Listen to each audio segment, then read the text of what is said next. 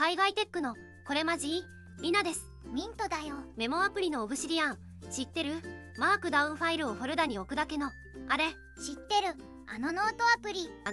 ただのフォルダの仕組みを AI に会社の知識を丸ごと教える世界共通フォーマットにしよう。そんな仕様が Google クラウドから僕最近出ました。名前はオープンナレッジフォーマット、略して OKF。 フォルダにファイルを置くだけが世界標準に。発端は AI 研究者のカーパシーが言った LLM ウィキ。それを Google クラウドが正式な仕様にしたんです。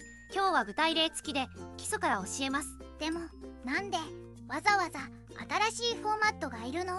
例えば AI に売上テーブルの定義はと聞くと、定義はデータカタログ、スキーマはコードコメント、ジョインのやり方は誰かの頭の中。全部バラバラで置き場所も形式も違うんだ。 AI が読むには専用コネクタだらけ。どれか壊れたらそこでアウトです。そこで OKF の答えはシンプル。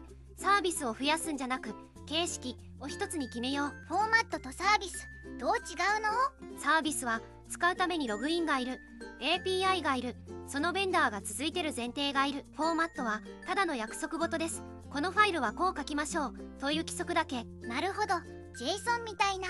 まさに OKF はマークダウンファイルにこう書いてねという企画で GitHub にも置けるし、CAT で読めるし、テキストエディタで開ける。専用ツールがいらない。 OKF のスペックには CAT でファイルを読めれば OKF が読める、 Git クローンできれば OKF を配れるという一文があります。さっき触れたカーパシーの LLM ウィキもまさにこの発想です。 Google クラウドはそれを正式な仕様 V0.1 にまとめました。まだドラフト段階の出来たてほやほやの新ネタでは、その具体的な形を見ていきましょう。 OKF ってファイルはどこに置くの？ OKF では知識のまとまりをバンドルと呼びます。バンドルの正体はただのディレクトリ、フォルダです。フォルダ1個が1つの知識の塊？そう、最小のバンドルはこんな形です。マイバンドルがバンドルのルートで、下にデータセッツやテーブルズといったサブディレクトリがある。インデックス MD がいっぱいある。インデックス MD とログ MD は予約済みファイル名で、概念の定義ファイルとしては使えません。インデックス MD はそのディレクトリの目次、ログ MD は変更履歴。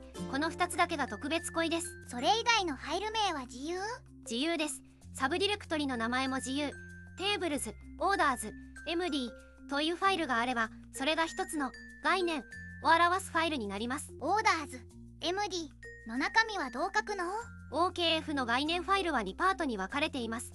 上が YAML フロントマター、下がマークダウン本文。上のに挟まれてる部分が YAML フロントマター。そう、ここにこのファイルが何を表しているかのメタデータを書きます。タイプとかタイトルとかが並んでる。そして必須のフィールドはこの全体でタイプだけです。タイプだけ？あとは全部あってもなくてもいい？そうなんです。 OKF は不完全な知識でも有効という設計思想です。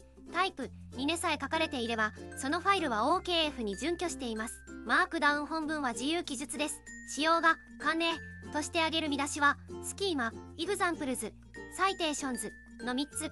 実際のバンドルではジョインズやメトリックスもよく使われます。フロントマターのフィールドを整理しましょう。概念ファイルで使う仕様フィールドは6つです。タイプに自由型式って書いてある。メモリストはないの？ありません。ビッグクエリーテーブルでもメトリックでもプレイブックでも自由。仕様は知らない。タイプは無視せず保持せよと定めています。未知の根でも暮らししない。拡張しやすいんだ。リソースは自由テキストではなく URI です。ビッグクリーやハップスという形式で書く。ディスクリプションは一文、リソースは URI。 ここ間違いやすそう。そう、 OKF バージョンフィールドもありますが、これはバンドルルートのインデックス MD 専用概念ファイルには書きません。オーダーズ MD の中にテーブルズ、カスタマーズ MD へのリンクがあったけど、あれって何？ OKF の相互リンクです。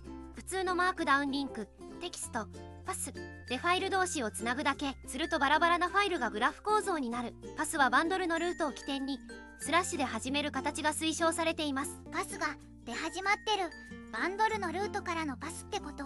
そう、バンドルルートからの絶対パスで書きます。じゃあリンクでつないだらデータセット、テーブル、メトリックみたいな知識のネットワークができる。まさにフォルダという記構造がリンクによってグラフになる。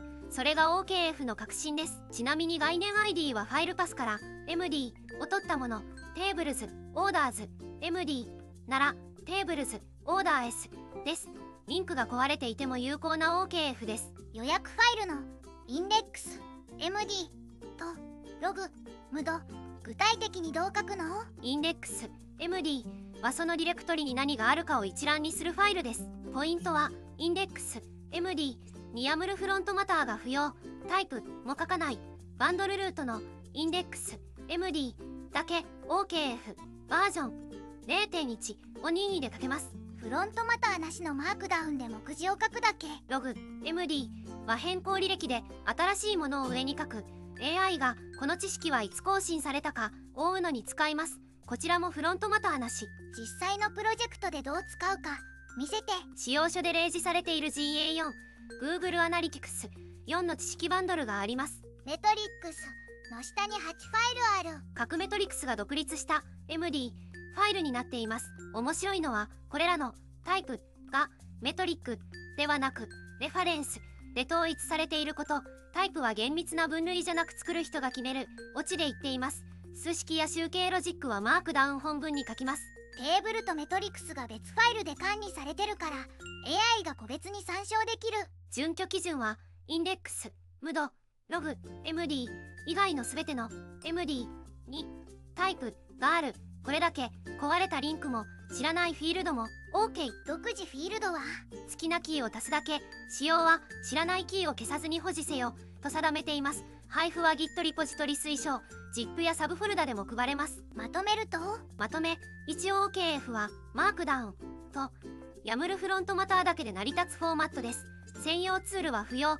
Git クローンで配れるに必須。フィールドはタイプただ一つ。不完全でも有効で独自フィールドで自由に拡張できます。3マークダウンリンクで概念同士をつなぐとフォルダという記構造が知識グラフに変わる。これが OKF の革新です。 Google クラウドが僕最近出したばかりの仕様なのにこんなにシンプルなんだね。